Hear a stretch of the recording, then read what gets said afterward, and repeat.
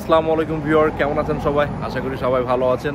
বহুত দিন ভিডিও দেওয়া হয় না, তো আজকে ভাবলাম একটি নতুন ভিডিও দিই এবং আজকে আপনাদেরকে নতুন একটি জিনিস আমি দেখাবো, যেটা হয়তো এর আগে আপনারা কখনো দেখেন নাই। নতুন একটা ইনফরমেশন, সেটা হচ্ছে যে আমরা সবাই জানি যে আমরা অকশন থেকে এই গাড়িগুলো কিনি, যেগুলা রিকন্ডিশন, এবং বাংলাদেশ সহ বিভিন্ন জায়গায় এক্সপোর্ট হয় যে গাড়িগুলো, সবগুলো অকশন থেকে আমরা কিনি। এবং আমরা সবাই জানি যে অকশন শিট দেখে আমাদের কিনতে হয়। তো এই অকশন শিটটা কিভাবে হয়, অর্থাৎ আমরা তো অলওয়েজ কেনার কথা চিন্তা করি, বাট যারা বিক্রি করে তাদের দৃষ্টি থেকে কেমন হয় সেটা আপনাদেরকে দেখাবো। এটা দেখছেন যে এটা হচ্ছে অ্যাকচুয়াল অকশন শিট, হ্যাঁ, যেটা আমরা অলওয়েজ পিডিএফ ফাইলে ইন্টারনেটে দেখি। সেটার যে অ্যাকচুয়াল কপিটা, যে হার্ড কপি, সেটা হচ্ছে এইটা। আপনারা দেখুন এইটা। সো এইখানে আমার আজকে 3টা গাড়ি আমি অকশনে দিচ্ছি। যদিও গাড়িগুলো পুরানা, এগুলো বাংলাদেশে কোনোভাবেই যাবে না, অন্য অন্য কান্ট্রির জন্য হয়তো নিতে পারে বা স্ক্র্যাপ করতে পারে। ছোট ছোট পুরানা গাড়ি 3টা। তো এখন এই অকশন শিটটা কিভাবে লিখতে হয় আপনি দেখেন, যে যারা বায়ার তারা হচ্ছে যে অকশন শিটটা দেখে কিনে, কিন্তু এই অকশন শিটটা কিন্তু লিখে যারা, সেটা হচ্ছে আমরা যারা মানে যারা সেল করে, সেলার, তারাই লিখে। দেখেন এখানে এই ডাটাগুলো লিখে, শুধু যে ব্যাড পয়েন্ট অর্থাৎ নেগেটিভ যে পয়েন্টগুলো, এগুলো ওইখানকার ইন্সপেক্টর লিখবে। বাকি যে যে পয়েন্টগুলো, যেমন আপনারা দেখেন, আপনারা হয়তো খুব পরিচিত এটার সাথে, যে এখানে গাড়ির বিভিন্ন কিছু দেওয়া থাকবে। সো এইখানে হচ্ছে যে ব্যাড পয়েন্টগুলো লেখা থাকে, নেগেটিভ পয়েন্টগুলো। এখানে সেলিং পয়েন্ট লেখা থাকে। যেহেতু গাড়ি অনেক পুরানা, আমার সেলিং পয়েন্ট কিছু নাই, জাস্ট গাড়ির বেসিক ডিটেলসগুলো দিয়ে দিচ্ছি। এবং গাড়িটা আমরা কততে সেল করব এবং কত হলে সেল করব, এগুলো সবকিছু এখানে লেখা আছে। আর আপনার এই অকশন শিটে ওই এখন আমাদের যখন আমরা যাব, তখন ওই ইন্সপেক্টর যে, সে হচ্ছে গাড়িটা, ধরুন এই গাড়ির এইটা হলো অকশন শিট। তো আমরা কি করব, অকশন শিটটা সহ এটা হলো অকশনে পাঠিয়ে দিব।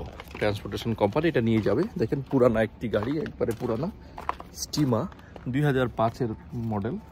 তো এখন ইন্সপেক্টর এই যে গাড়িটা এভাবে দেখবে এবং অকশন শিটটা দেখবে, এবং অকশন শিটে সে হচ্ছে যেটা নেগেটিভ পয়েন্টগুলো, এখানে আপনারা জানেন যে যদি ডেন্ট থাকে বা ইয়া থাকে, এগুলো সে মার্ক করবে এবং এখানে নেগেটিভ পয়েন্টগুলো লিখবে। যদিও এই গাড়ির নেগেটিভ পয়েন্ট অনেক পুরানা গাড়ি, বাট স্টিল যেগুলো বেসিক প্রবলেম, মানে ফান্ডামেন্টাল যে বড় প্রবলেম, এইগুলো সাধারণত লিখে, যেমন ইঞ্জিনের প্রবলেম থাকলে বা গাড়ির বড় কোনো প্রবলেম থাকলে এটা উল্লেখ করে।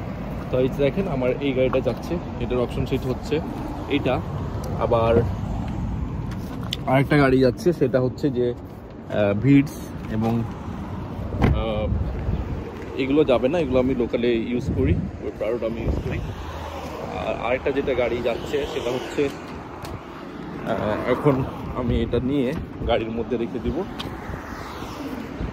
আমার ওই পার্কিংয়ে আছে এই গাড়ি।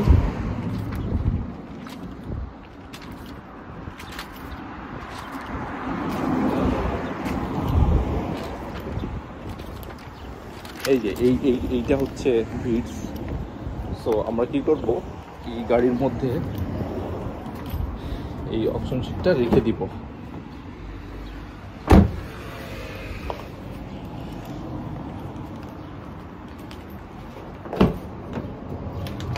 অপশন শিটটা রেখে দিব, এটা হচ্ছে আমাদের কাজ।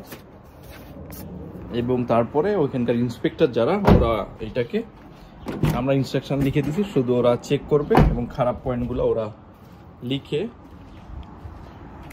এটা অকশনে দিয়ে দিবে। তো এই ভিডিওটা বানানোর উদ্দেশ্য হচ্ছে যে আপনারা তো অলওয়েজ সামনের দিক থেকে দেখেন যে অকশন কিভাবে গাড়ি কিনা হয়, তারপরে যায়। এটা হচ্ছে যে অকশনে গাড়িগুলো কিভাবে উঠে, এবং অকশনে যে লোকালের ছোটোখাটো ডিলার থেকে শুরু করে সবাই কিন্তু গাড়ি উঠায়। সাধারণত বাংলাদেশে যে গাড়িগুলো যায়, এগুলো কিন্তু দামি গাড়ি। এগুলো হচ্ছে যে বড় বড় যারা ডিলার বা টয়োটার অরিজিনাল যে ডিলার, তারা এক্সচেঞ্জ করে নতুন মডেলের সাথে, তখন ওরা উঠায়। আর আমরা তো এত বড় গাড়ি উঠাতে পারবো না বা ইয়ে করবো না, আমরা ছোটোখাটো গাড়ি বিভিন্ন কারণে পেলে, আশেপাশে পেলে অকশনে দিতে হয়, বা আমাদের কোনো গাড়ি এক্সপোর্ট যখন আমরা কোনো গাড়ি করার উদ্দেশ্যে নিই, বাট এক্সপোর্ট কোনো কারণে করা হয় না, তখন আমরা এগুলো রিঅকশন করে ফেলি। আবার অনেকজন আছে যারা এই রিঅকশনই করে লোকাল ডিলারের কাছ থেকে, এবং রিপার সব থেকে গাড়ি নিয়ে, গাড়ি হচ্ছে যে ওরা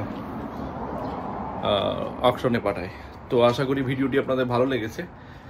যদি ভালো লেগে থাকে লাইক কমেন্ট শেয়ার করবেন এবং অবশ্যই আপনাদের কমেন্ট দিবেন এবং অন্য কোনো কোশ্চেন থাকলে আপনারা জানাবেন। আমি ইনশাআল্লাহ আবার ভিডিও বানাবো।